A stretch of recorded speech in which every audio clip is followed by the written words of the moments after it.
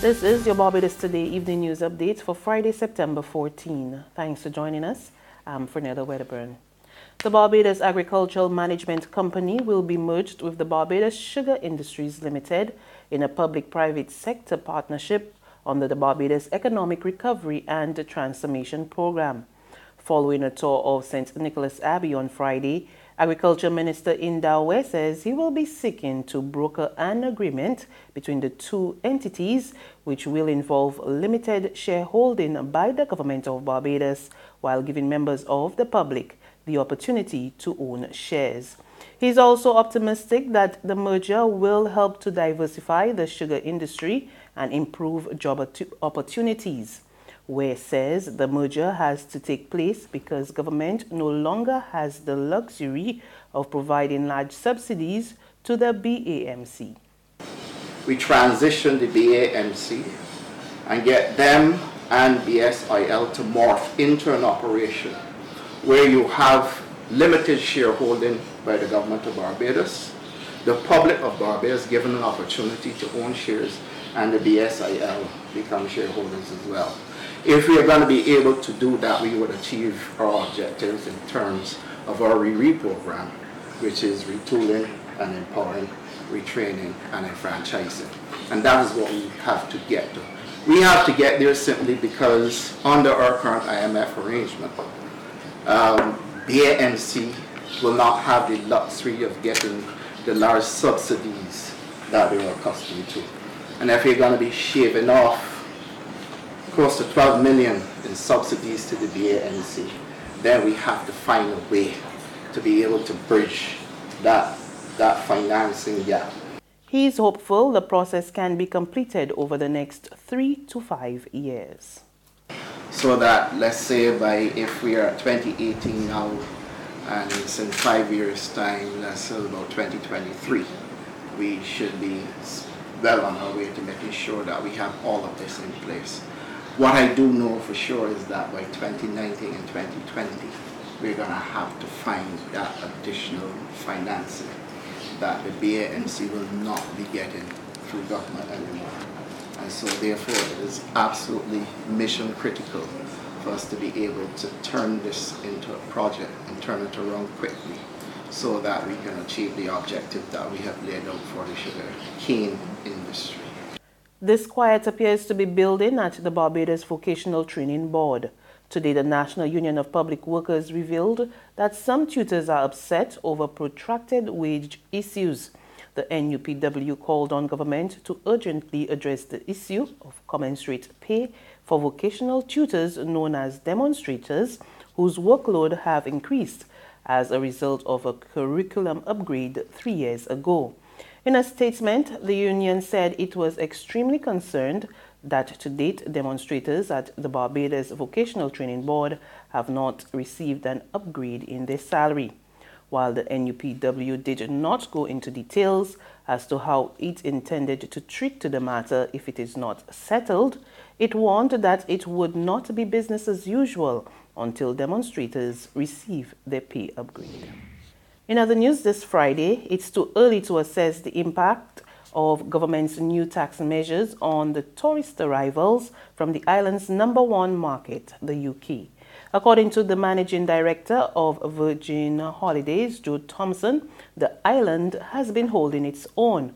But he says he's keeping a close eye on looming challenges, and he advised authorities to ensure the island's offerings remain at a high standard to keep visitors coming. Still early days for 2019, but we're slightly ahead. But we're certainly very conscious of there's a certain amount of uncertainty in the UK right now as the Brexit negotiations continue, and consumer confidence is not quite as high in the UK as it has been at times in the past as a result. So I think that's why it's so important that we're continuing to invest in the guest experience and in the product, because there'll always be ups and downs in industry demand, but what ensures whether you win in the long run is making sure that that guest experience is evolving and adapting to the changing consumer tastes. Meanwhile, Tourism Minister Kerrie Symmonds says Barbados is open to all visitors. Speaking at the launch of the pilot project, Fresh Hospitality Training Development Days, hosted by Virgin Holidays and the Caribbean Hotel and Tourism Association Foundation last evening, he made it clear that the island must diversify its offering to embrace all. This country and countries like ours cannot easily sit by and watch a lack of diversity or discrimination take place in any form or in any fashion.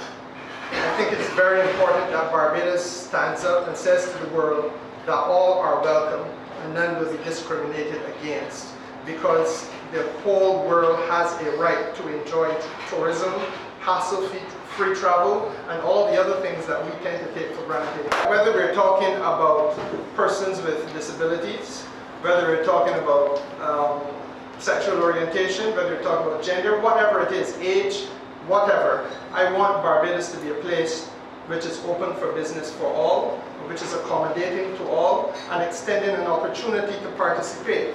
And the truth of the matter is... There's regional and international news after this short break. BIT's Central Bank Meets Blockchain Conference is the only conference in the world that brings together regulators, governments, and private entities to discuss how they might work together using blockchain to make a positive impact on the lives of the people in the Caribbean. We are so proud to host this forum, which allows for constructive dialogue and engagement because it recognizes the transformative potential of distributed ledger technology and the work that BIT is doing in the region. Blockchain technology has the power to address the demand for easier and real-time KYC solutions while improving overall KYC standards. With the advent of digital currency, these AML solutions can strengthen compliance like never before. We have an excellent lineup of speakers, including our keynote speaker, the Honourable Mia Mottley, Prime Minister of Barbados, the Honourable Alden McLaughlin, Premier of the Cayman Islands, Dr. Jack Meaning, economist from the Bank of England, Therese Turner-Jones, the General Manager for the Caribbean Division of the IDB, and many more noteworthy speakers who you don't want to miss. The Inter-American Development Bank supports this event and is our platinum sponsor.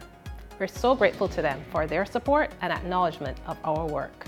We hope you can join us on September the 18th, 2018 at the Hilton Barbados Resort to hear what leaders in the region and in the blockchain space have to say about the role of blockchain technology in promoting social inclusion, financial empowerment, and economic growth for this and future generations. See you there.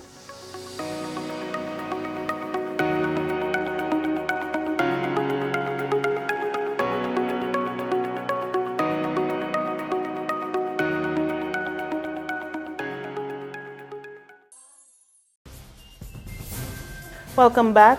In regional news, in Trinidad and Tobago, Petrotrin workers have been airing their concerns about the closure of the oil company. Many of the workers warned that they are already hurting and the closure will have a devastating impact. We get the details in this TV6 News report. There's a story within this Petrotrin story that is not being told. The story of the single mother, the story of the woman, the story of the sole breadwinner in her family, the story of the woman who was betrayed on that day in the middle of the back-to-school season, when 1 week to go and being told you no longer have a job, have a wonderful life. Crystal Bernard, a mother of 4, complained of the added stress of public scrutiny she is under. Net earnings, $1,845.45. This is my weekly earnings. So in essence, what I work for is really what my counterparts in the government offices work for if you calculate it. But the public was made to hate me and be jealous of me because someone said that this average clerk works for $20,000 a month. For Penny George, a mother of 3 young children, 2 of whom she says suffer with seizures, the future seems bleak. We don't have enough counselors to deal with the situation with families who have children that's sick and may not be able to get grants. And on the international scene, Hurricane Florence crashed into the Carolinas today, knocking down trees, swamping streets, and causing 4 deaths before slowing to a pace that will lead to massive flooding in the region.